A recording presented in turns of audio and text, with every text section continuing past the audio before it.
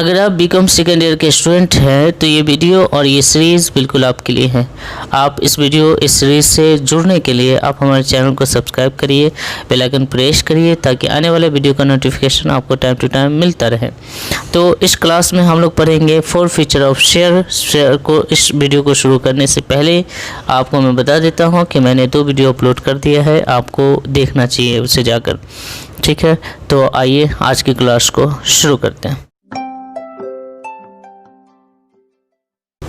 तो 4 feature of share का मतलब क्या होता है? 4 फीचर को हिंदी में कहते हैं जब्त कर लेना। जब कोई शेयर धारक अपने शेयर के तमाम पैसे को नहीं चुका पाता है तो कंपनी उसे नोटिस देने के बाद भी नहीं चुका पाता है तो कंपनी उसके शेयर को जब्त कर लेती है और उसका नाम शेयर होल्डर के नाम से हटा देती है।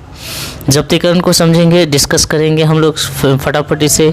सबसे पहले तो हम समझते हैं कि जिस तरीके से हम इशू करते हैं उसको शेयर देते हैं उसी तरीके से शेयर हम वापस ले लेंगे।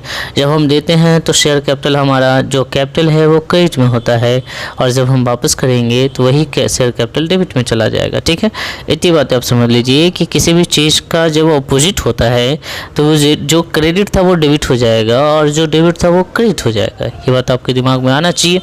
तो 4 फीचर जो होता है वो किस तरीके से होता है? तो जिस तरीके से इशू होता है, हो सकता है शेयर इशू हुआ हो एट पार पे, एट पार का मतलब सेम रेट पे हुआ हो, डिस्काउंट पे हुआ हो उसको भी देखेंगे, प्रीमियम पे हुआ हो उसको भी देखेंगे।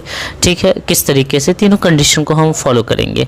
हालांकि इसमें कोई बहुत बड़ा लोचा नहीं है कि इशू ऑफ शेयर कैपिटल जो एट पार है, डिस्काउंट है, प्रीमियम है, इसमें बहुत ज़्यादा टेंशन लेने की ज़रूरत नहीं है। आपको आपने क्लास 12 में भी इसको पढ़ रखा है तो आपको बहुत मदद मिलने वाली है उससे भी। ठीक है, तो चलिए, अगर आपने एट पार पे शेयर इशू कर रखा है और आपको 4 फीचर करना है अपने शेयर को, मतलब वो बंदा पैसा नहीं दे रहा है, जो आपका डिमांड था उस डिमांड को पूरा नहीं कर पा रहा है, तो आप उसके शेयर को ज़ब्त कर लेंगे। ठीक है, जब्त करने के लिए जितना शेयर आपने उसको दे रखा है, जितना डिमांड था आपका, उतना हम शेयर कैपिटल को डेबिट कर देंगे। उतना से क्या करेंगे? शेयर कैपिटल को डेबिट करेंगे, चाहे वो किसी भी केस में हो, एट पार हो, एट डिस्काउंट हो, एट प्रीमियम हो। प्रीमियम, डिस्काउंट, एट पार के बारे में बाद में सोचेंगे। सबसे पहले शेयर कैपिटल को हम डेबिट कर देंगे। क्या करेंगे? शेयर कैपिटल को डेबिट कर देंगे। देखो, मैं आपको नहीं देख रहा हूँ लेकिन महसूस कर रहा हूँ आपको। ठीक है, आप ध्यान नहीं लगा रहे, ध्यान लगाइए। शेयर कैपिटल को क्या करेंगे? डेबिट कर देंगे। एक बार अपने से बोल कर देखिए, शेयर कैपिटल को क्या करेंगे? डेबिट करेंगे। तो इसमें डेबिट में अमाउंट कौन सा आएगा? तो जितना शेयर हमने उससे मांगा है और जितना रेट तक हमने उससे मांगा है। ठीक है, सपोज कर लीजिए 10 रुपया का रेट है जिसको ब्रेक करके हमने 3 इंस्टॉलमेंट बना रखा है। ठीक है, तो 3 इंस्टॉलमेंट, मान लो अगर हमने 2 ही इंस्टॉलमेंट उसे डिमांड किया है तो हम उसको 2 ही इंस्टॉलमेंट के हिसाब से हम उसको डेबिट करेंगे। ठीक है, और अब क्रेडिट में क्या जाएगा? तो टोटल शेयर कैपिटल डेबिट में आ गया। इसके 2 पार्ट होंगे, एक वो जो मिल गया है, एक वो जो नहीं मिला है। तो जो नहीं मिला है वो कॉस्ट इन एरियर कहलाएगा 2 में, और जो मिल गया है वो जब्त हो जाएगा। शेयर 4 फीचर हमने लिख दिया है। जो धन प्राप्त हो जाता है उसे हम जब्त कर लेते हैं। जब्त किसको करते हैं? जो धन हमको मिल गया है। कहने का मतलब ये है माय डियर, जैसे मान लो किसी बंदे को 10 रुपया देना है, 20 रुपया देना है और 30 रुपया देना है। ये 2 पैसे हमको दे रखा है। 30 रुपया देने के बाद वो फाइनली हमारे कंपनी में पूरा शेयर लगा देगा, लेकिन 10 और 20 देकर वो चुपचाप बैठा है। हमने उसको नोटिस भी दिया है, फिर भी वो मेरा पैसा नहीं दे पा रहा है। तो हम क्या करेंगे? जो ये पैसा दे रखा है 30 रुपया, ये चला जाएगा 4 फीचर में, और जो नहीं दे रखा है, लेना कितना था, वो चला जाएगा यहाँ। ठीक है, तो कुल मिलाकर जितना टोटल पैसा है वो ऊपर में, और जो नहीं मिला है वो कॉस्ट इन एरियर, जो मिल गया है 4 फीचर। अब आप कहेंगे कि सर जो कॉस्ट इन एरियर है वो कहीं कहीं पर हम लोग यूज़ भी नहीं करते हैं। तो ठीक है, आप कॉस्ट इन एरियर अगर नहीं यूज करना चाहते हैं तो जिस इंस्टॉलमेंट का पैसा आपको नहीं मिला है, चाहे वो शेयर अलॉटमेंट हो, कॉस्ट हो, जो भी हो, आप वो नाम डाल देंगे तो भी चल जाएगा। ठीक है, तो शेयर कैपिटल अकाउंट डेबिट करेंगे। बस इतना याद रहे कि 4 फीचर करने के लिए हम शेयर कैपिटल को डेबिट करेंगे, बाकी जो नहीं मिला है उसको क्रेडिट करेंगे, जो मिल गया है उसको भी क्रेडिट करेंगे, क्योंकि ये दोनों जो है वो उसी टोटल का एक पार्ट है। तो टोटल दोनों बराबर होना चाहिए, डेबिट और क्रेडिट। जैसे मान लो कि हमने किसी से 100 रुपये मांगे और उसने हमको 20 रुपया नहीं दिए, तो 20 रुपया जो नहीं दिए वो कॉस्ट इन एरियर में चले जाएंगे, और इसका जो बैलेंस 80 रुपया होगा वो 4 फीचर कहला जाएगा। दोनों में से कोई एक बात भी आपको मालूम रहेगा तो आप निकाल पाओगे, है ना, है कि नहीं? देखो 80 रुपया 20 रुपया क्या है, 80 रुपया 20 रुपया इसी 100 रुपये के दो पार्ट है, दोनों में से कोई भी पता रहे। अगर आपको क्वेश्चन में सीधे फोर फीचर पता है तो कॉस्ट इन एरिया आप निकाल सकते हो, कॉस्ट इन एरिया पता है तो फोर फीचर आप निकाल सकते हो। बहुत सिंपल है, जब प्रैक्टिकल पढ़ेंगे तो और समझेंगे। फिलहाल आपको कुछ याद रहे न रहे, आपको एक बात याद रखना है, शेयर कैपिटल डेबिट होता है जब हम फोर फीचर करते हैं। क्लियर, आगे बढ़ते हैं। डिस्काउंट पे इशू जब किया है हमने शेयर को, तो डिस्काउंट चूँकि पहले से ही नहीं आता है, पहले से उसको हम नहीं आने वाले केस में मानकर चलते हैं, क्योंकि डिस्काउंट आपको मिलता ही नहीं डिस्काउंट का पैसा, तो डिस्काउंट भी आप नीचे लिख देंगे। डिस्काउंट और कॉस्ट इन एरियर ये दोनों नहीं मिलने वाला पैसा है, और जो मिल गया है वो सीधे जब्त कर जाएगा। ठीक है, जब्त हो जाएगा। क्लियर, मेरी बात समझ रहे हैं आप? तो शेयर कैपिटल डेबिट कर देंगे और डिस्काउंट को क्रेडिट करेंगे, कॉस्ट इन एरियर क्रेडिट करेंगे और टू फोर फीचर करेंगे। कॉस्ट इन एरियर की जगह पे जो शेयर का पैसा आपको नहीं मिला है वो उसका नाम भी आप दे सकते हैं। समझ रहे हैं मेरी बात? तो पिछला जो टॉपिक था हमने आपके साथ डिस्कस किया कि जब हम शेयर को इशू करते हैं एट पार पे, तो यहाँ बस ये याद रखना है कि शेयर कैपिटल डेबिट होता है। ठीक है, चूँकि जब इशू करते हैं तो शेयर कैपिटल क्रेडिट होता है, जब उसको फोर फीचर करेंगे तो शेयर कैपिटल डेबिट होगा। ये बात आप समझ लीजिए। ठीक है, तो डिस्काउंट के केस भी आप समझ गए। अब सवाल ये उठता है कि प्रीमियम दो केस है। प्रीमियम में ये भी हो सकता है कि पैसे आपको मिल गए हों, प्रीमियम ये भी हो सकता है कि पैसे आपको ना मिले हो। प्रीमियम जो होता है वो शेयर कैपिटल का एडिशन भाग होता है। आपको याद होगा जब प्रीमियम इशू होता है प्रीमियम पे शेयर कैपिटल, तो शेयर कैपिटल के साथ वो प्रीमियम जाकर क्या हो जाएगा, ऐड हो जाता है माय डियर। तो ये प्रीमियम ऐड हो जाता है। अगर प्रीमियम का पैसा नहीं आया है तो इस बार भी शेयर कैपिटल के साथ ये रहेगा, अगर आ गया है तो ये प्रीमियम तो फोर फीचर हो जाएगा। तो इसी को समझना है आपको कि अगर पैसा प्रीमियम का आ गया है तो आपको उसके बारे में नहीं सोचना, वो पैसा सीधे फोर फीचर हो जाएगा। क्योंकि ऑलरेडी जो पैसा आ जाता है उसको हम फोर फीचर कर दें, तो इस केस में हम सीधे शेयर कैपिटल डेबिट करेंगे, टू कॉस्ट इन एरियर करेंगे, टू फोर फीचर करेंगे। अब यहाँ पर ये बात दिमाग में रखना है कि अगर प्रीमियम का पैसा हमको मिल गया है, कैसे पता करेंगे प्रीमियम का पैसा मिल गया? या तो क्वेश्चन कह देगा, या जैसे मान लो कि जिस इंस्टॉलमेंट पे प्रीमियम है वो मिल गया, जैसे अलॉटमेंट पे जनरली प्रीमियम रहता है, तो अलॉटमेंट का पैसा अगर मिल गया है तो इसका मतलब प्रीमियम का भी पैसा आपको मिल गया है। तो अलॉटमेंट का पैसा अगर मिल गया तो प्रीमियम का भी पैसा आपको मिल गया। तो जब प्रीमियम का पैसा मिल गया है, जैसे जिस तरीके से अलॉटमेंट फोर फीचर हो जाएगा चूँकि वो धन मिल गया है, उसी तरीके से प्रीमियम भी फोर फीचर हो जाएगा। मतलब ये है कि प्रीमियम कहाँ चला गया, फोर फीचर में चला गया। आप ये समझ कर चलिए कि इसमें प्रीमियम है ही नहीं, ये समझ कर चलिए कि प्रीमियम का कोई लेखा जोखा नहीं होना है, चूँकि सारा का सारा फोर फीचर हो जाएगा। जो भी पैसा मिलता है वो सीधे एक ही नाम से जाना जाता है, जब्त कर लिए। तुमने जो भी दिया जब्त कर लिए, क्या दिया उसको भूल जाओ। ठीक है, तो जो दे दिया, और तो इसका मतलब ये है कि अगर किसी कंपनी का आप शेयर लेते हैं और इंस्टॉलमेंट में लेते हैं तो आपको पूरा पैसा दे देना चाहिए, नहीं तो आपके पैसे भी जो आपने दिए हैं भूल जाओ।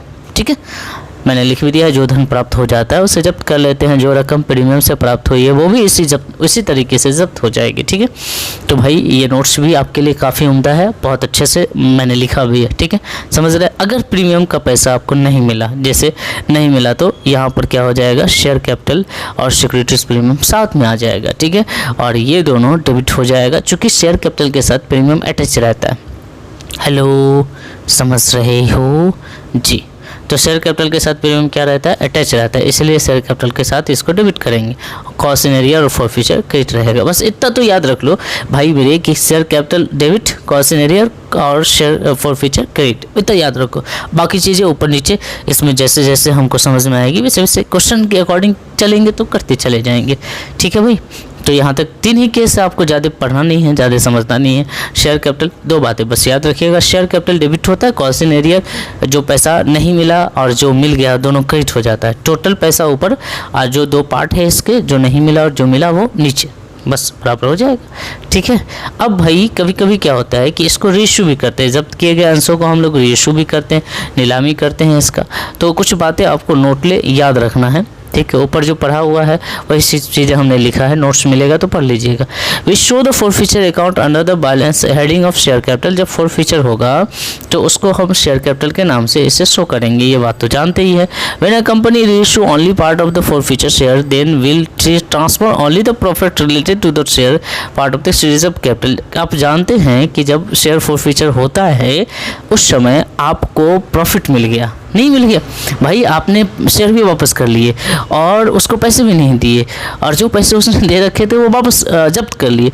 वो मतलब ये हो गया कि आपकी संपत्ति भी आपके पास वापस आ गए और आपने उस पर कमाई भी कर लिया पार्टी से, उसके पैसे भी वापस नहीं करेंगे आप, तो वो एज ए प्रॉफिट है। लेकिन क्या करेंगे, कंपनी कहती है कि जब आप रीइशू करना, दोबारा जब बेचना, तो एक तरह से सेकेंड हैंड फीलिंग आ रहा है कि भाई ये शेयर सेकेंड हैंड टाइप का हो गया।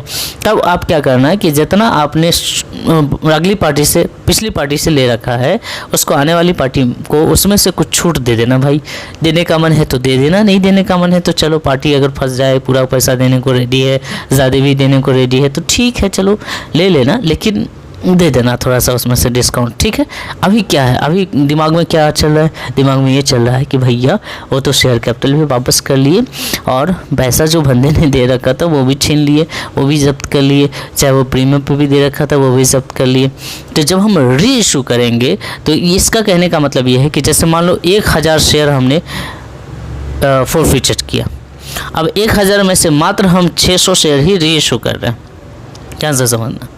तो 1000 शेयर पे जो फोरफीचर होगा उसमें से पहले हम 600 शेयर का फोरफीचर ट्रांसफ़र करेंगे, क्योंकि हम इसमें से 400 शेयर अभी रीइशू नहीं कर रहे हैं, ठीक है। तो 400 शेयर का फोरफीचर हम छोड़ देंगे। जब हम जब्त करेंगे ना, जब्तीकरण के समय जो फोरफीचर हम किए हैं 1000 शेयर का, उसमें से 400 शेयर का फोरफीचर वहीं पर छोड़ देंगे और हम 600 शेयर का फोरफीचर रीइशू निकालेंगे। जब प्रैक्टिकल पढ़ाऊँगा तो वहाँ पर बहुत अच्छे से मैं समझा दूँगा, टेंशन मत लेना, ठीक है। इसके बाद जस्ट प्रैक्टिकल आएगा, इसका वीडियो का इंतजार करना। तो when A company reissue only part of the forfeiture shares then it will transfer only the profit related to this part, ठीक है। जितना आप शेयर फोरफीचर करेंगे और उसके बाद उसमें से अगर थोड़ा ही आप रीइशू कर रहे हैं तो आपको थोड़ा सा ही उसमें से लेना है और उसी के हिसाब से कैपिटल रिजर्व में ट्रांसफ़र होगा। नहीं समझ में आया, छोड़ दो, अगले जब प्रैक्टिकल बनाऊंगा तब समझाऊंगा। When a company reissue share at the price of more than face value need to the transfer excess money of security premium. अगर आप जो है अपने जो आपका शेयर कैपिटल है उससे ज़्यादा पैसे पे शेयर रीइशू करते, ठीक है भाई, रीइशू कर सकते, तो वो तो ऑलरेडी सिक्योरिटीज प्रीमियम कहलाएगा और जो आपने फोरफीचर किया है वो पैसा पूरा का पूरा आपका बच जाएगा, नहीं बच जाएगा। सोचो आपने अगली पार्टी से, जैसे मान लो 1000 रुपया किसी से लेना था, उसने हमको 300 दे रखा है, 600 नहीं दे रखा है, 300 हमने जब्त कर लिया, अब उसको भगा दिया और मेरे पास सामान 1000 का है। अब मैं 1000 से ज़्यादा पर अगर रीइशू करता हूँ तो ऑब्वियसली ये प्रीमियम कहलाएगा। लेकिन मान लो कि किसी पार्टी को हम इसमें से 300 रुपया जो हमने कमा रखा है 1000 पे, तो अधिकतम हम 300 रुपया किसी को छोड़ सकते हैं, इससे मेरा नुकसान नहीं होगा क्योंकि हमारे पास 1000 का सामान भी है और 300 रुपया ऊपर से भी है जो पिछली पार्टी ने दे रखा था। तो अधिकतम हम 300 रुपया किसी को भी छोड़ सकते हैं, इसमें हमारा नुकसान नहीं होगा, ठीक है भाई, समझ गए। तो इसमें क्या करेंगे, चलो समझो। अगर हम रीइशू करते हैं और डिस्काउंट देते हैं अगली पार्टी को, समझ लो, ध्यान से याद रखो कि ये पुराना शेयर है जो हम जब्त कर रखे हैं, ठीक है। हम अगले पार्टी को अगर रीइशू करते हैं तो जनरली मोस्टली हम लोग क्या करते हैं कि कुछ ना कुछ छोड़ देते हैं क्योंकि हम इस शेयर पे पहले से कमा रखे हैं, ठीक है, पैसा हम जब्त कर रखे हैं। तो जो हम इसमें से लॉस सहेंगे उसको हम फोरफीचर से माइनस करेंगे क्योंकि हमारे पास फोरफीचर में प्लस पैसा, ठीक है, शेयर का पैसा भी है और प्लस में, जैसे हमने एग्जांपल लिया था ना 1000 वाला, तो मेरे पास 1000 का सामान है और हमारे पास 300 रुपया प्लस में, तो मान लो इसमें से 100 रुपया हमने छोड़ दिया और 900 रुपया अगले पार्टी से लिया, कोई नुकसान नहीं, फिर भी मेरे पास 200 रुपया बचेगा। तो जो 200 बचेगा उसको कैपिटल रिजर्व में ट्रांसफ़र करेंगे, ठीक है भाई, मज़ा आ गया। चलिए, तो फोरफीचर करने के बाद जब आप रीइशू करेंगे तो उसको कैपिटल रिजर्व में ट्रांसफ़र कर देंगे। अगर आपके पास फोरफीचर बचता है तो जो आपने जब्त कर रखा है, आपका सामान तो आपका है, लेकिन उसके अलावा जो जब्तीकरण में आपने पैसा टान रखा है, ले रखा है, उसको आप जब्त कर रखा है, उसको आप जो बचेगा उसको ट्रांसफ़र कर देंगे। अगर पूरा बचता है तो पूरा ट्रांसफ़र करेंगे कैपिटल रिजर्व में, कुछ बचता है तो कुछ ट्रांसफ़र करेंगे, जीरो बचता है तो कुछ नहीं ट्रांसफ़र करेंगे। ये तो बहुत सिंपल सी बात है सर, मैं तो समझ गया। बैंक अकाउंट डेबिट जब आप इशू करेंगे तो पैसे आएंगे, शेयर कैपिटल जाएंगे, ठीक है, तो शेयर कैपिटल क्रेडिट जाएंगे और पैसे यहाँ लिखेंगे, bank account debit to share capital लिखेंगे, बैंक वाला पैसा जो आएगा शेयर कैपिटल में ट्रांसफ़र हो जाएगा। और फोरफीचर यहाँ लॉस वाला मैनेज करेंगे। यहाँ ये डिस्काउंट का केस है, आप डिस्काउंट दे रहे हैं, लेकिन हम यहाँ डिस्काउंट ना लिखकर हम लिखेंगे फॉर फ्यूचर, क्योंकि हम उसी के दम पे डिस्काउंट दे रहे हैं अगले पार्टी को, क्योंकि इस शेयर पे हम 300 रुपया ऑलरेडी कमा रखे हैं। मैंने 300 का एग्जांपल लिया था, आपको समझाने के लिए भी बता रहा हूँ। अमाउंट कुछ भी हो सकता है। जो पैसे बचेंगे for future account debit to share capital account आएंगे। जब प्रैक्टिकल पढ़ाऊँगा तो एक बार फिर से मैं इसको रिटेल में समझा दूँगा, ठीक है। ये सब चीज़ें कुछ नहीं है, बस मैंने जो कहा है वही सब चीज़ें हमने लिख रखा है इसमें। इस तरीके से कुछ भी ऐसा रहेगा मैं आपको एग्जांपल में समझा दूंगा प्रैक्टिकल में, ठीक है। मैंने इस नोट्स में हालांकि बहुत सारे एग्जांपल्स कुछ लिख रखे हैं, क्योंकि नोट्स पढ़ने वाले को थोड़ा सा फ़ायदा इसका मिल जाए। बाकी चीज़ें मैं आपको नेक्स्ट वीडियो में समझा दूंगा क्वेश्चंस लेकर, ठीक है भाई। तो चलिए, वीडियो कैसा लगा, आपको जो एंट्री याद रखना है ये 2 एंट्री याद रखने, इसका चाहो तो स्क्रीनशॉट लो, और एक ये, हालांकि आप याद भी ना रखोगे तो भी चलेगा। जब प्रैक्टिकल पढ़ाऊंगा धीरे धीरे सारी चीज़ें मैं याद करवा दूंगा, ठीक है। बस इतना कम से कम एक एट पार वाला याद रख लेना। शेयर कैपिटल डेबिट होता है to arrear to for future, और जब इसको री इशू करेंगे तो ये नीचे आ जाएगा, बैंक ऊपर आ जाएगा, ठीक है। बस ठीक है भाई। और जो जब्तीकरण आपने फॉर फ्यूचर किया है उसको बैंक के साथ अगले पार्टी को अटैच करके दे देंगे कि लो भाई इतना छोड़ दिया आपने आपको, ठीक है। चलिए, तो बताना वीडियो कैसा लगा, अपने दोस्तों तक शेयर करो। व्यूज़ जितने अच्छे आएंगे और जितने जल्दी आएंगे नेक्स्ट पार्ट भी उतना जल्दी आएगा। Bye bye, take care.